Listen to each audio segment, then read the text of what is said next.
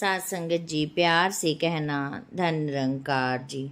सात संगत जी, दासी आज आपके सामने एक ऐसी कहानी रखने जा रही है जो कि कहानी में एक सत्संगी बुजुर्ग की है, जिसे एक विचार के माध्यम से सत्संग में रखा गया जो कि उनके साथ हुआ है। वह उनकी पत्नी ने संगत के सामने रखा है ताकि हमारे अंदर भी सतगुरु के प्रति प्रेम और प्यार पैदा हो जाए और हमारे अंदर भी सेवा के प्रति, गुरु घर के प्रति अंदर तड़प पैदा हो जाए। वह तड़प ऐसी हो जाए कि हम एक पल भी सतगुरु की सत्संग के बिना और भजन सेवा सिमरन के बिना न रह जाएं।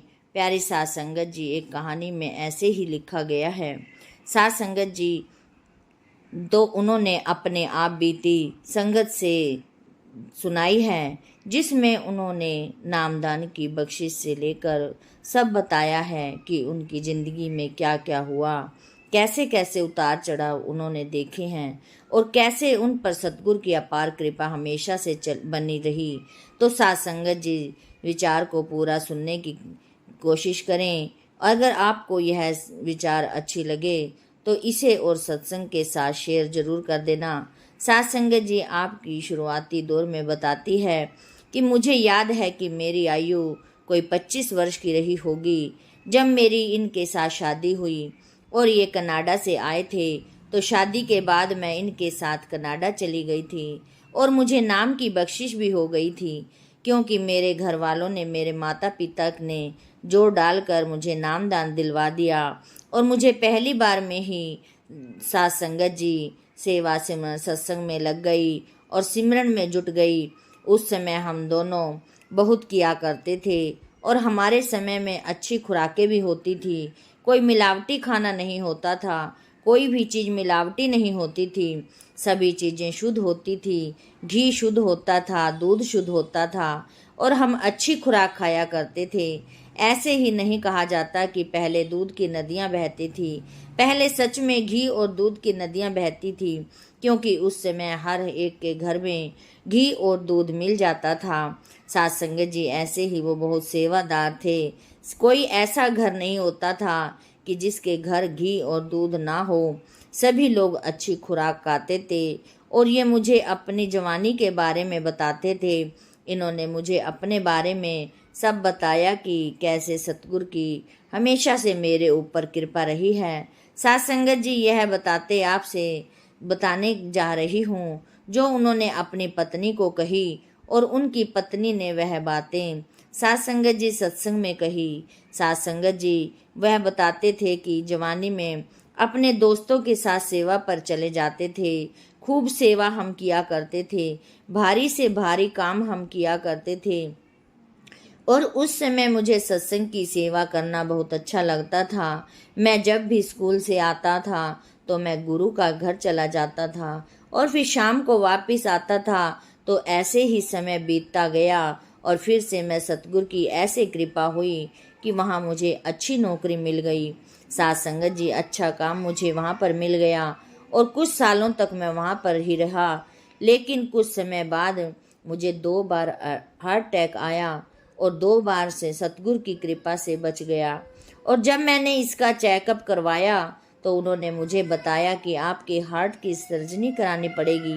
तो उन्होंने मुझे कहा कि आपको ऑपरेशन के लिए आना होगा। सात संगत जी, वो फिर ऑपरेशन के लिए जब आने लगे तो सात संगत जी उन्होंने ये सारी बातें अपने पति की बताई।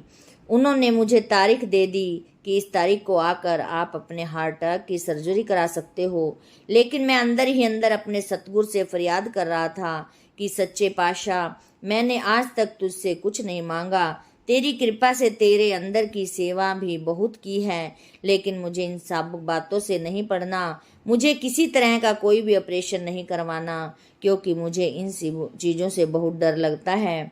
मैं इन सब बातों से पढ़ना नहीं चाहता। तो आप जी, प्यारी सात संगत जी, उन्होंने कहा उसी रात मुझे सपना आया और सपने में मुझे सतगुरु के दर्शन हुए और सपने में हॉस्पिटल में बैठा हूँ और सतगुरु आते हैं और उन्होंने मेरी रिपोर्ट देखी। रिपोर्ट देखने के बाद उस रिपोर्ट को फाड़ देते हैं और चले जाते हैं। सात संगत जी, सतगुरु की ऐसी कृपा हुई कि जब दूसरी बार मुझे उनके पास जाना था तो उन्होंने मुझे समय दिया, तो वह रिपोर्ट्स मुझे उनके पास लेकर जानी भी थी जो उन्होंने बनाई थी, लेकिन मैंने अपनी वह रिपोर्ट अपने घर में सभी जगह ढूंढी, लेकिन वह कहीं पर नहीं मिली।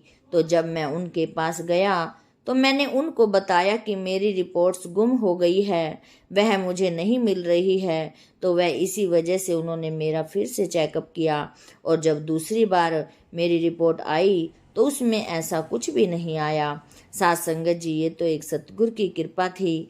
प्यारी साथ संगत जी, फिर मेरी रिपोर्ट को देखकर डॉक्टर भी हैरान हो गए कि यह ऐसे कैसे हो सकता है। हमने पहले जब इनकी रिपोर्ट देखी थी तो उसमें तो साफ साफ दिखाई दिया था कि इनके अटैक की सर्जरी होने वाली है, और जब दूसरी बार हमने इनका चेकअप किया है तो इसमें लिखा है कि सब कुछ ठीक है। यह कैसे हो सकता है? तो उस समय का डॉक्टर यह बात मानने को नहीं तैयार था। किसी तरह के ऑपरेशन की जरूरत नहीं है।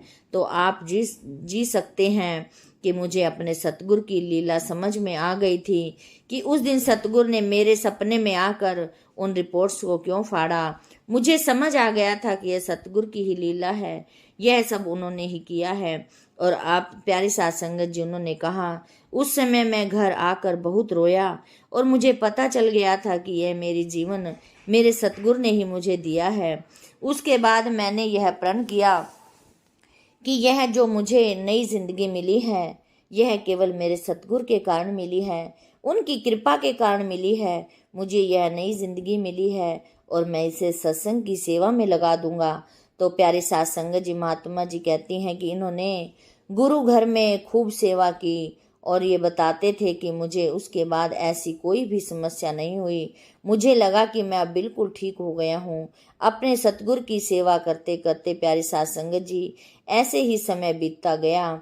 और प्यारी साथ संगत जी, उन्होंने कहा कि इन्होंने ज़्यादा से ज़्यादा समय सेवा सिमरन सत्संग की तरफ देना शुरू कर दिया। इनका ध्यान केवल सत्संग सेवा में ही लगा रहता था।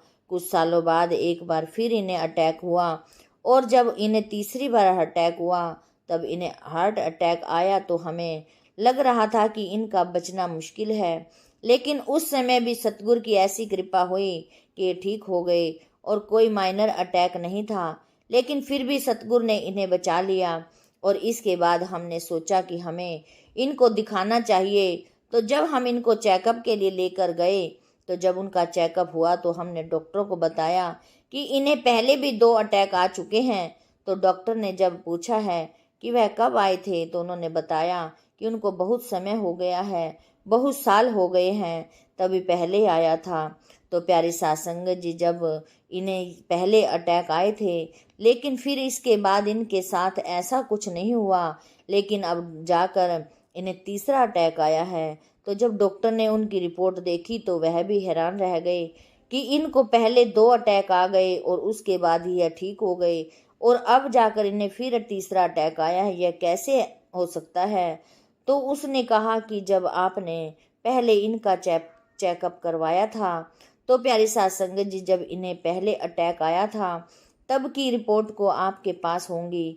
तो जब रिपोर्ट ने यह बात कही तो प्यारी साथ संगत जी डॉक्टर को सब बता दिया इनके साथ क्या क्या हुआ था। जब इनकी पहली बार रिपोर्ट आई थी तब उस समय डॉक्टरों ने बोला था कि आपके अटैक के हार्ट की सर्जरी होगी, लेकिन इसके बाद दूसरी बार जब इनका चेकअप किया गया तो डॉक्टर ने कहा कि नहीं, सब ठीक है साथ संगत जी, आपकी कोई सर्जरी नहीं होगी। और यह बात सुनकर उस डॉक्टर ने कहा कि उनकी जो रिपोर्ट है उसमें तो यही है कि इनके अटैक की सर्जरी होगी, और यह बहुत पहले हो जानी चाहिए थी। और उस समय वह डॉक्टर भी हैरान हो गए और बिना सर्जरी के वह इतनी देर तक कैसे बच गए। जो यह बात डॉक्टर ने उनको कही तो उन्होंने कहा कि ये तो प्यारी साथ संगत जी, डॉक्टर की बात सुनकर इनकी आंखों में आंसू आ गए थे और ये सतगुरु की याद में रोने लग पड़े थे। तो मैं अगर बचा हूँ तो केवल अपने सतगुरु की कृपा से। और उसके बाद उन्होंने ऑपरेशन की तारीख भी दे दी। और प्यारी साथ संगत जी, उन्होंने कहा कि ये सर्जरी करवाने के लिए मान रहे थे, लेकिन हमारे कहने पर उन्होंने हामी भर तो दी, लेकिन वह नहीं करवाना चाहते थे। उस दिन उनके साथ कुछ ऐसा हुआ, प्यारे साथ संगत जी, कुछ ऐसा चमत्कार हुआ कि जिस देखकर हम भी हैरान रह गए थे कि जब इनको सर्जरी के लिए लेकर जाना था तो उन्होंने मेरा हाथ पकड़ लिया और कहा कि अब मुझे कहीं नहीं जाना, क्योंकि अब मेरा जाने का समय हो चुका है। और उन्होंने कहा कि बस यही बात उन्होंने मुझे कही और उसके बाद उन्होंने बोलना बंद कर दिया और यह हमें कुछ कहना चाह रहे थे लेकिन कह नहीं पाए और उनकी आंखें भी नहीं खुल रही थी। यह आंखें खोलने की कोशिश कर रहे थे और उनके हाथ मुंह जुड़ गए और जैसे कि किसी के आने की उड़ीक कर रहे हों। ऐसे लग रहा था कि जैसे सतगुरु इन्हें लेने आने वाले हैं और उनके चेहरे पर एक हल्की सी मुस्कान भी थी। उन्होंने मेरा हाथ थामा और दोनों हाथों से मुझे प्रणाम किया और उन्होंने उसी समय अपने प्राण त्याग दिए। प्यारी साध संगत जी, उन्होंने कहा कि साध संगत जी, वो तो एक इनका अपने सतगुरु के ऊपर अटूट विश्वास था और ये मुझसे अक्सर ये बात कहा करते थे कि सेवा सिमरन सत्संग जितना समय करते हैं उतना समय करो, क्योंकि गुरु घर की सेवा जितनी हो सके उतनी करो, क्योंकि सतगुरु ऐसे ही नहीं हमें बोल रहे कि सेवा सिमरन सत्संग करते रहो। जब हम करेंगे तब हमें पता चलेगा कि सेवा सिमरन सत्संग में क्या है। तो उनकी पत्नी कहती हैं कि ये वाक्य उस दिन मैंने भी अपनी आंखों से देख लिया। जिन्हें नाम की बख्शिश हुई है, जिन्होंने ज्ञान पूरा लिया हुआ है, जिनको पूरे गुरु की शरण मिली हुई है, ऐसे सतगुरु अपने सत्संगी की मृत्यु में सहाय होते हैं।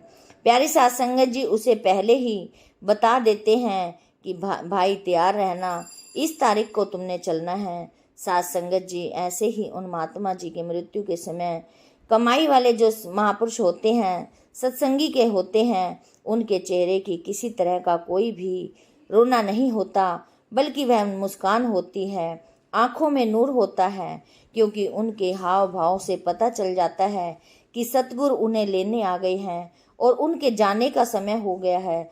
तो साध संगत जी, इस विचार को सुनकर यही सीख मिलती है कि हमें सेवा सिमरन सत्संग में जुट जाना चाहिए, क्योंकि हमारी संभाल करने के लिए सतगुरु केवल खुद ही आते हैं और वे अपने शिष्य को बड़े ही प्रेम और प्यार के साथ अपने साथ ले जाते हैं। और आप देख सकते हैं कि सत्संगी साध संगत जी निरंकार से जुड़े हैं, जिन्हें नाम की बख्शिश हुई है, उनमें ऐसे बहुत कम जीव होंगे जो दुखी हालत में मृत्यु को प्राप्त हुए होंगे। वह इसलिए होता है क्योंकि उन्होंने नाम की सेवा सिमरन नहीं किया होता, गुरु घर की सेवा नहीं की होती। प्यारी साध संगत जी, इसीलिए उनके साथ ऐसा होता है। प्यारी साध संगत जी, सेवा को लेकर रख लिया जाता है, लेकिन जैसे ही फरमाया जाता है कि यह मार्ग करनी का है और जो करता है उसी को फल मिलता है। जो गुरु घर की सेवा करता है, चाहे वह भजन सेवा सिमरन सत्संग नहीं भी करता, अगर वह गुरु घर की सेवा कर लेता है, मालिक उसकी संभाल कर लेता है। साध संगत जी, यही विचार आपके सामने दासी ने रखी। आपको यदि यह साध संगत जी विचार अच्छी लगी है तो दासी के प्यारे साध संगत जी इस चैनल को सब्सक्राइब जरूर कर देना और दासी को भी सुमत बख्शना कि दासी भी सेवा सिमरन सत्संग करते ही आपके चरणों में आखिर चरणों तक लगी रहे। साध संगत जी प्यार से कहना, धन्य निरंकार जी।